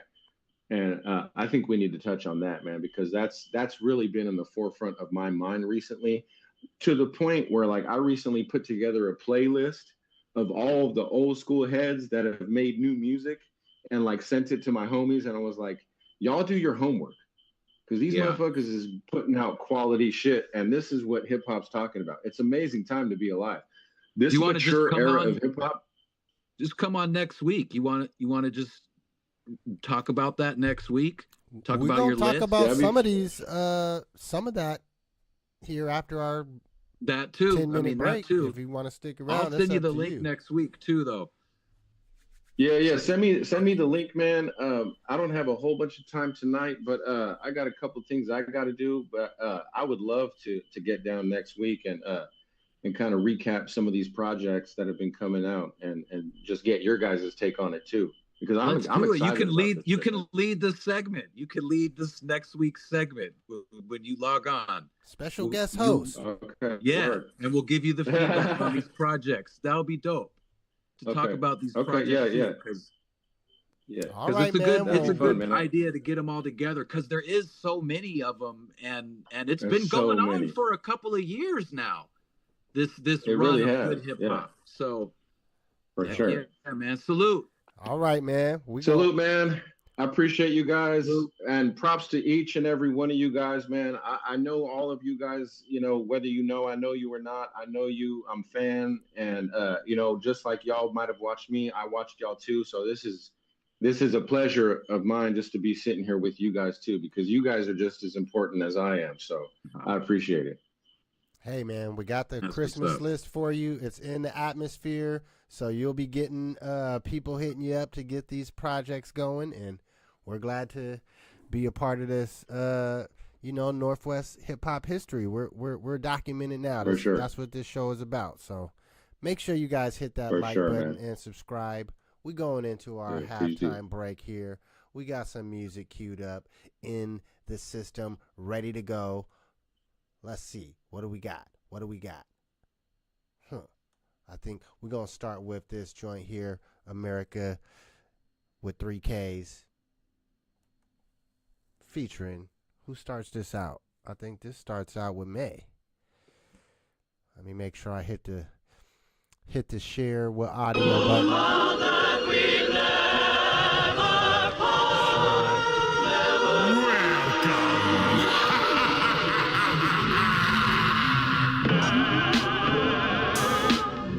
Hennessy and exotics, cannabis, you feel me?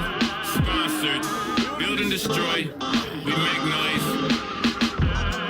All praise due we the gods. We made it through cause we beat the odds. All praises due we the gods.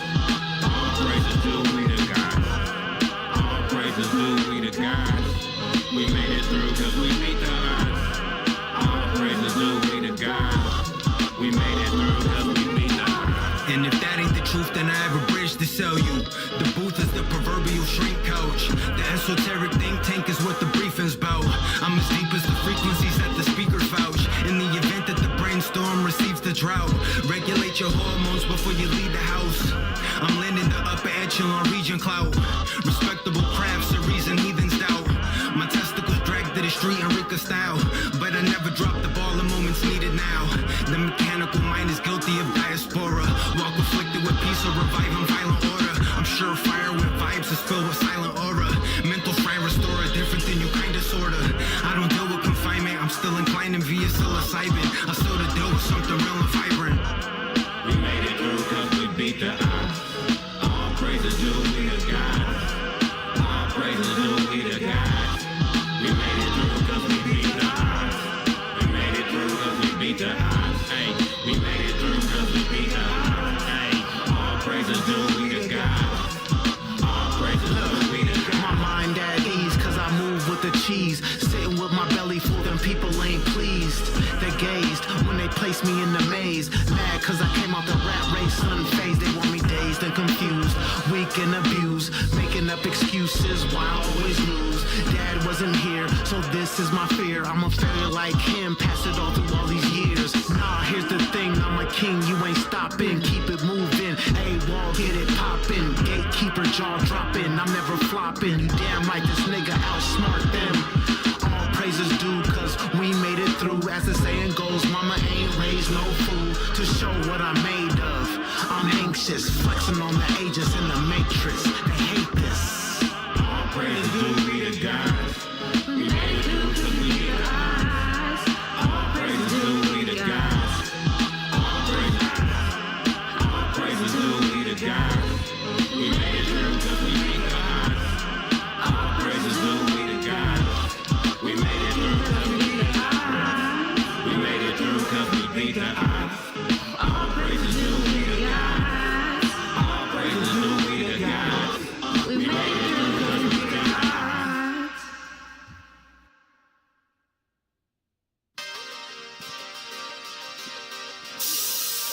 Damn. Motherfucking beat. Intro to the beat. It's hella hard to catch. And it's my time to rap. It's coming up soon. We bang, cause America's gang. We bang, cause America's gang. We bang, cause America's gang. America's gang, America's gang. We bang, cause America's gang. We bang, cause America's gang.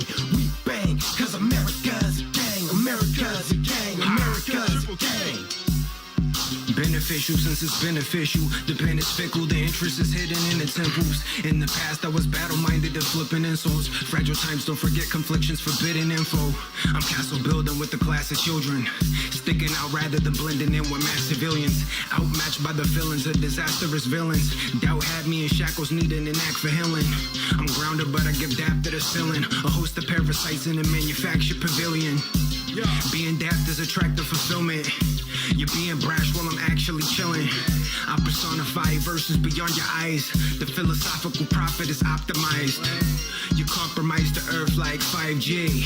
Why me? I'm in a state of mind the rhymes feed. We bang, cause America's a gang. We bang, cause America's a gang.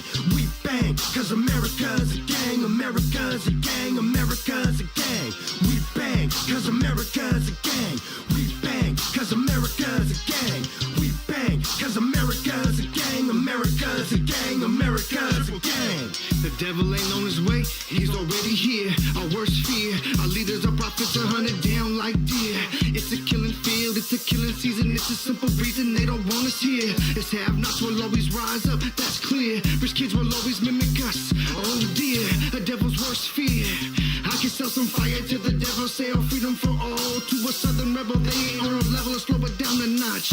Playing with these devils, chalk lines, hopscotch. Staying with these troubles, the rock lies us in the box. Jail cells and sidewalks, we stuck on their block. Slow it down, roll it back is what they say. The game is set up for us to fail in every single way. And so you pray, but you can't hide when evil calls your name. Say yourself, America is a gang. We bang, cause America's a gang.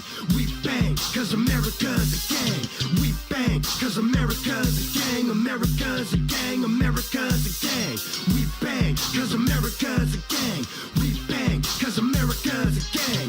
We bang, cause America's a gang. America's a gang, America's a gang. Touch it down with impact, on contact, booming deep with my crew, cause we's about that. Sorry about your broken door, we here for the contract. So come on now, man, your time is up and provide that. Abdicate some of that power with no slide back. And keep it all simple, it won't be no combat. But if you wanna bring the heat, then cool, we got that. Only cause you clap first, this the clap back. And when these things go burst, rat-a-tat-a-tat-tat.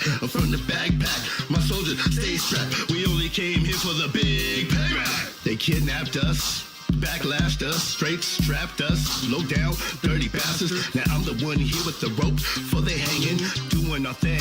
American gang banging, so feel the pain of a 500-year thunderous stain of black rain here. And when we on the attack with intensity, you know they're gonna feel the stain from you and from me. And so let me explain, I got about 1 million ways to pull out my list and read every name of a fallen brother, sister that's been slain. Just a moment of silence.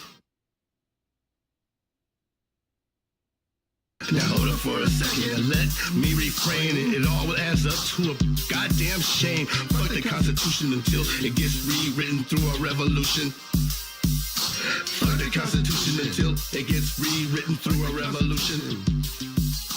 Fuck the Constitution until it gets rewritten through a revolution. Fuck the Constitution until it gets rewritten through a revolution.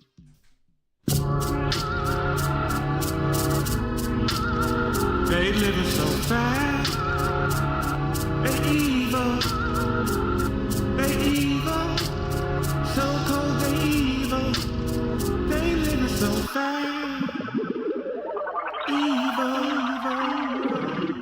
Inviting lightning inside your mind's hella exciting. Can't say the tricycle ideas never enlightening. Personally, I don't fuck with the shit though. To me, it's cake icing that tastes like fried my shit. Adapt to the environment, make your own ice pick. Cause it's a cold globe, prepare for the slightest change in climate. Surviving in science, alkaline diet produce the right hybrid. Calculate the buyback from Tiani and ISIS. Calcified pineal glands get reignited. About to get 5 plants cracking, we on thin ice shit. To make an impact, you have to be strong, united, but have to work in class coincided with the pirates of industry. The American dream has been bittersweet for black folks for more than multiple centuries. This is how you end the street. We gon' build support system services for the people. Attack fascism every time you see destroy. White supremacy from the tree root. Sometimes you gotta be bad to defeat evil. We gon' build support system services for the people. Attack fascism every time you see destroy. White supremacy from the tree root. Sometimes you gotta be bad to defeat evil. Treat us unequal. We should put them on trial. So cold, they evil. Now sometimes I gotta go back to defeat the evil. So cold, they evil. So cold, they evil. They evil. I read the Willie Lynch letter, then wiped my ass with the pages. Like a wild horse, the plan was to tame us, frame us, rape us, lock us up in cages. Try to call us evil, but this is how you made us. Still can't fade us. We influenced everything. Went from letting freedom ring the songs that your kids sing. Yeah, black is beautiful and nothing less. Dear America, clean up your fucking mess. But we blessed surviving everything they put us through. Still on top with a perfect bird's eye view. Try to be secretive, but we know how they live. Racist motherfuckers and the crooked politicians hate cause we great, try to stop us too late. Worm on your hook, I never take your bait. Listen, BAD, my crew's hardcore. AWOL trying to serve it like the spook who sat by the door. Hit a lick, take this left, show you I'm far from alright. Gym teacher used to say, but pull your pants and walk right. First of all, you should never call me boy. You look, I didn't pull out a toaster that resembled a toy. Eat nuts and almond joy. I was never mama's boy, cause we ain't talked in a minute. The booth feel like home, the only spot where I can chop it up with no limits. Kept it all inner, now I'm writing verses all winter, vying to be a winner. Previously a loser, drug abuser, systematic schematics. I scrub off with vinegar and ginger. I refuse to be used and exploited so powerful sociopaths can purge for more power and play the populace for fools cause they evil. They so cold, they evil. Motherfuckers is evil. Support system services for the people. Attack fascism every time you see it. White supremacy from the tree root. Sometimes you gotta be bad to defeat evil.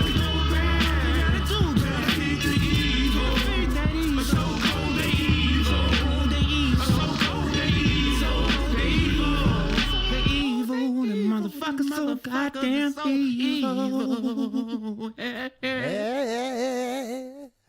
don't know why he did that at the end, but it was funny. Yeah, I liked it. We back. Make sure you hit the like and subscribe. Yes, I do have a backup battery that I bought yesterday. I see the red. I finally got to do something.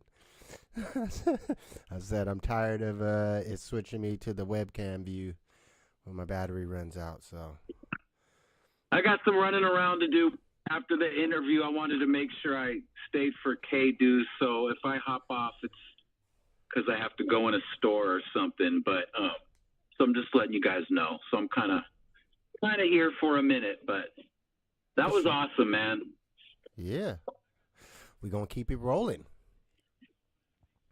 You guys see or hear about the I guess we'll talk about it more next week, but the Mass Appeal Marvel collab comic? No. Dropped on Friday at New York Comic Con. There was a little panel. It had Nas, Raekwon, Ghostface, Slick Rick, who else? DJ Premier. Somebody else that I'm missing. But anyways, yeah, they dropped. I guess it's just a one-issue comic, but it's like taking all those people and actually drawing them into superhero characters. Mess with that. Definitely. Shouts to Chino XL. He was, well, he did produce it, but he was the first one that I heard that was really trying to hit that head on and make a good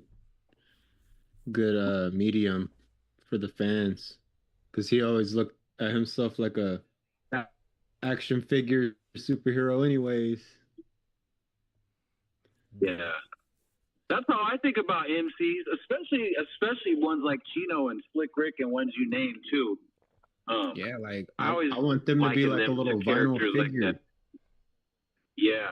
Sal Sosa's got a comic coming out still. Yeah, I can't wait for that, man. He should go all the way too, man. He could do vinyl figurines even this day and age. Heck yeah. So I didn't hear. I also that makes me think about how I heard Big L has an album. I don't think it's on Mass Appeal, but it's just in the same vein of like the classic artists putting out new albums. But I think Big L's people are putting this one out. But he's supposed to be dropping. Yeah, I think Premier has something to do with that. I think he did say something about that in one of the questions that somebody asked him.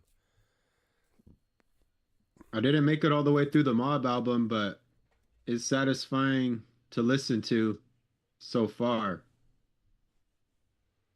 It has all the elements that Mobb Deep offers, man. I love it. It goes all over. What's this? Yeah, I need to listen to that. And P, it's cool hearing P's voice because it sounds so fresh, and it makes you realize that he was writing timeless writtens. Yeah. Cool. Some of them folks on other podcasts was talking about name albums that didn't age well. Like certain albums that was classic back then that you play it now and it don't hit the same. Yeah. But, I noticed Prodigy doesn't really suffer from that. He was on some futuristic ahead of his He wanted time to stuff. punch you in the face back then, and he still does, and it still sound good.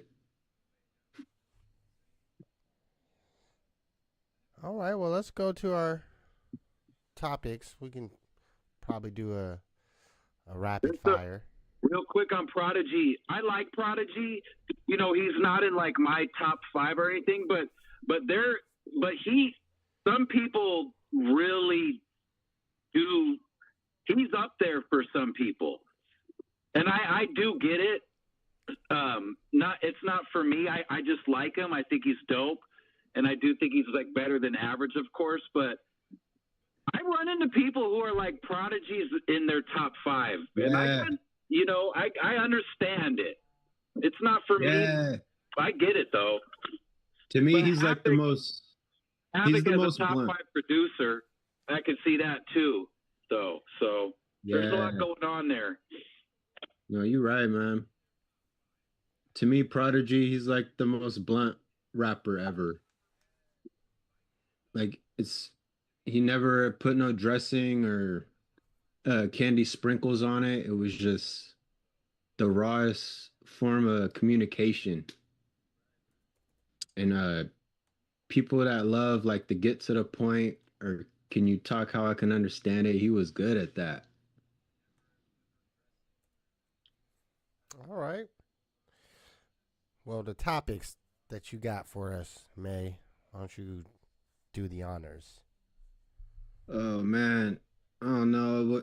I know Taylor dropped, and I was listening to her album, and I mean, I can't say that she's in my day-to-day listens, but I do know who she is, and I know what she's contributed and what people hold her as, and I was just entertaining the thought, is she the pop version of Drake, with the newest release?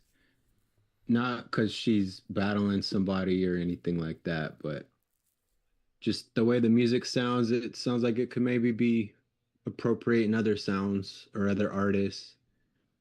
And I know with creativity, you could pull references and you could say, hey, I was inspired by, but some of them sound like they could be duplicates of other artists. And I just wonder if, Taylor's Drake in that sense. Like, she got to kind of keep pivoting and trying on these new sounds because originally she came out as a country artist and now she's kind of morphing. And I don't know, I was just entertaining that. Like, can an artist like that survive without the constant metamorphosis? Like, can they just hold their own on just them? Or do you have to, at that level, you have to make sure that you're in these rooms with the best people that'll put you in the best place, even though that may go against artistic integrity or just for the sake of like, hey, I don't want to do it like that. It sounds very commercialized to the point that it's askew. Like he was describing Drake's music like that one time. He's like, it's like a skew in a big box store. And I just wonder if Taylor's like that now, just like a commodity where it's just like going and buying deodorant or toilet paper, throwaway, nothing that like fast fashion. I don't know. He said deodorant. I seen even her own. I don't know why it hit my algorithm, but I got people on my YouTubes complaining about it, like her own fans. So I don't know what's going on with that, but since we're in the hip hop world, I was like, I wonder if they're experiencing what we're experiencing with Drake, where they be wanting the old Taylor, or they just want her to do, what she's good at, but she keeps trying on these different things, and people like, nah, just do what you're good at. Like, we love you like that. Well, I guess for full transparency, I've never heard a Taylor Swift song. I don't even know what she sounds like. So I can't give a subjective opinion because I can't judge what material. What I can give is an antidote of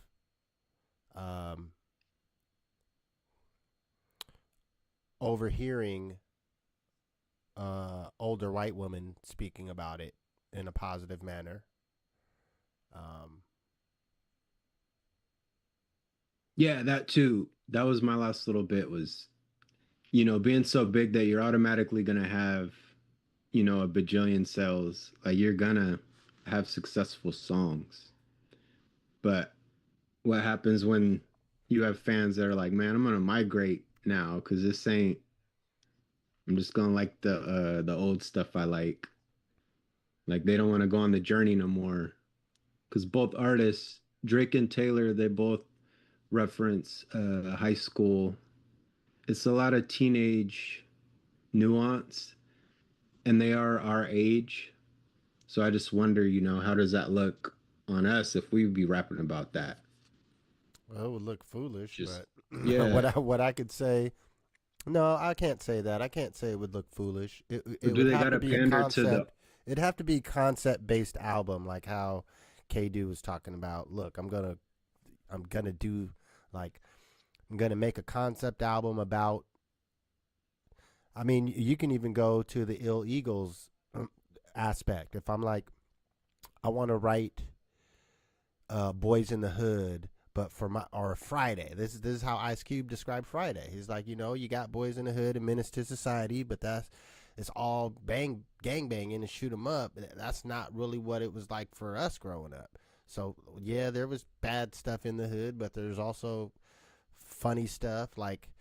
And if I were to make music in that aspect, it would be specifically based on a script look, we're trying to make a soundtrack to follow this short film that we're gonna make, and it's gonna be the Black Superbad, like, you know, high school kids, you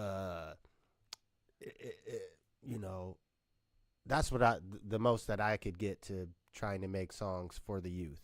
Outside of that, you know, I'm making songs for the age range of like 30 and up. Yeah, I wonder if at that level, you know, you really do have to cater to several audience on the same project. Like you do gotta have you're a SKU in a store, so yeah, you gotta have, you know, 3 different flavors of the same candy. Because this candy's bitter, this one's sour, this one's not sweet, this one has chocolate. But I don't know, over the course of an album, it seems jittery and it don't seem like a real concept when you gotta almost, even if it's subconsciously, I feel like they gotta check all these boxes off for these projects. Like, oh, I gotta have the teeny bop joint. I gotta have this joint. Yeah, well, I mean, that's the realm that they're in, you know, in music. That those larger stars, you're gonna have a dictation from the business side, telling you, hey, we need a club hit. Hey, we need a like. So. Did you hear Alchemist talking about that with DJ Head? About, you know, back then there was deliberate choice to try to make a classic or a hit, and then over time artists got a little bit more freedom and started, you know, creating vibes in these subgenres, but the ability to almost make a hit started disappearing. What, you know, what would happen for hip hop if we all just sat down and really tried to make, you know, deliberate hits? Or do you just keep personally wouldn't creating? enjoy that. I personally wouldn't enjoy that. Yeah, or do you just create like we do and you let the people, you know, decide, like, we like this one's a banger? Well, I think at a certain point, like it depends on how you're making your work nowadays. Like if you're just banging out singles and releasing individual songs, that's cool. But if you are making a project, you know, sometimes there is some of that box checking that you are outlining for yourself, just for the type of project that you're making. Mm-hmm. So, you know, going back to, I'm making a super bad, but for black folks. Instead of, you know, 3 corny white kids, let's find 3 nerdy black kids and their experience. So yeah, you might have to have a R&B type of vibed song just for that scene of the first kiss for the young, you know, one of the nerdy kids. Like, but that's really going meta into developing a project that's like a movie base. You're trying to cover a certain bases, certain grounds. But if I'm just making a project, like, I'm not making a project about high school. Yeah. Except now that I've said it a bunch of times, like, now that's going to be something that's stuck in my mind. I'm going to have to start making some teeny bopper joints. But yeah, I just thinking about the Taylor and the Drake thing. I want to remind artists, just create from that soul space and make what you like.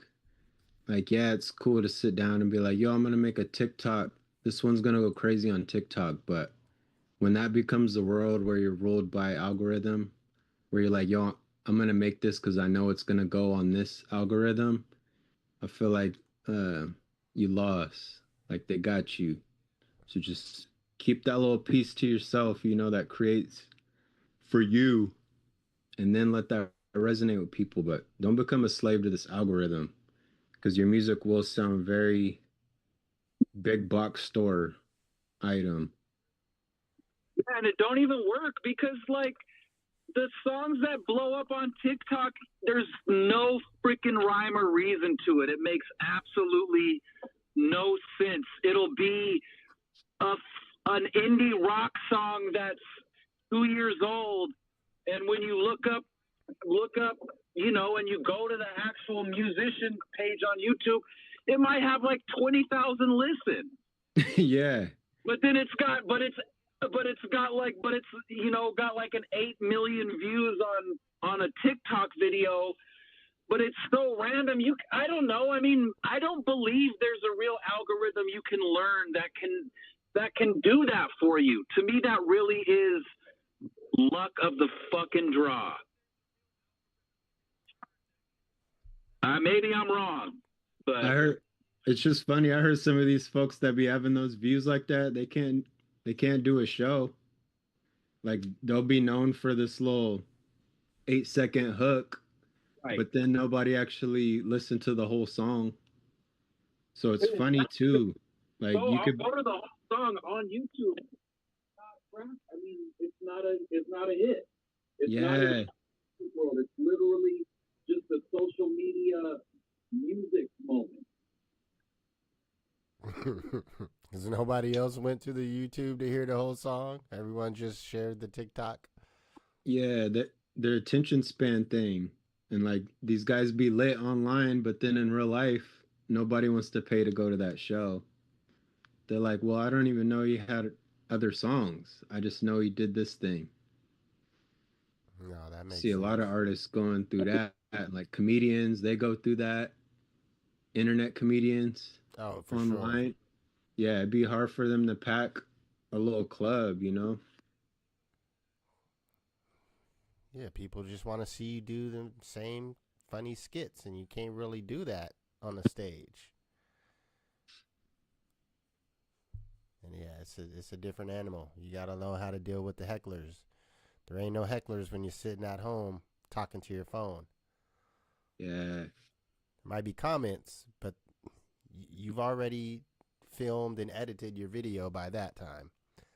Like if there was people actively in front of you while you're trying to film your video talking shit to you, that might give you some training. So yeah, hire your little brother and your cousin just to talk shit to you while you're trying to make your next sketch.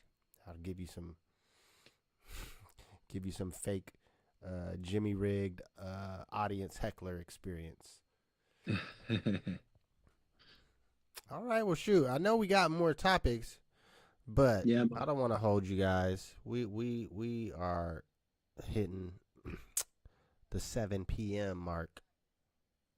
We had a great lengthy show, and we don't need to overly stretch it. You got any closing words for the audience though? Yeah, it was a rich show. People can learn from this one. Oh, we're definitely we're picking up where the hole in the journalism from Josh not writing articles anymore. We're documenting. Yeah, that one I got to run that one back for my own notes. I got to write down some names that he brought up. Yeah. We're keeping a record now. As we start bringing more folks on, it's just we're building a historical record of the scene, one by one, interview by interview. So dope shit. All right, well, you guys already know what it is. It's the Build and Destroy Show. Wicked Meticulous, May Dolly, High Rise. We are here every Sunday around 5 p.m. Pacific time. Make sure you hit the like and subscribe. Next week will be episode 52, which accounts to being a year. So congratulations to us and to you guys for sticking with us, being the first folks on the ground level. We're going to keep this pushing and keep celebrating the Northwest and hip-hop in general. So we love y'all. We'll see you back next week.